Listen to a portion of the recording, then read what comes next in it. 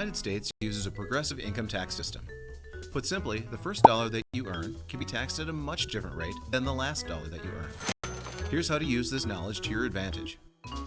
The best place to start is with a simple definition.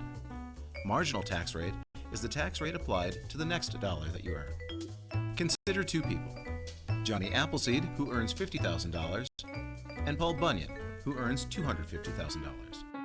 Using recent tax tables, the next dollar Mr. Appleseed earns by planting a new orchard will be taxed at 22%, while if Mr. Bunyan fells another tree, that additional income will be taxed at 35%.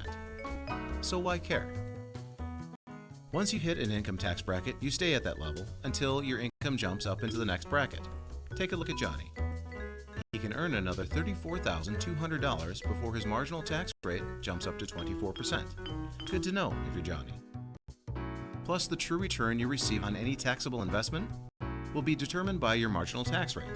So, a short-term $500 profit from a new investment could cost Appleseed 22% in federal tax, but it could cost Mr. Bunyan a whopping 35% in federal tax.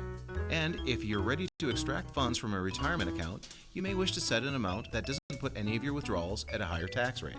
So, the savvy taxpayer knows their marginal tax rate, calculates how much income it will take to move into a higher tax bracket, and uses this knowledge to be as tax efficient as possible. Unfortunately, when you add in other tax benefits and income phase-outs, even the savviest taxpayers need help. Please call if you would like assistance.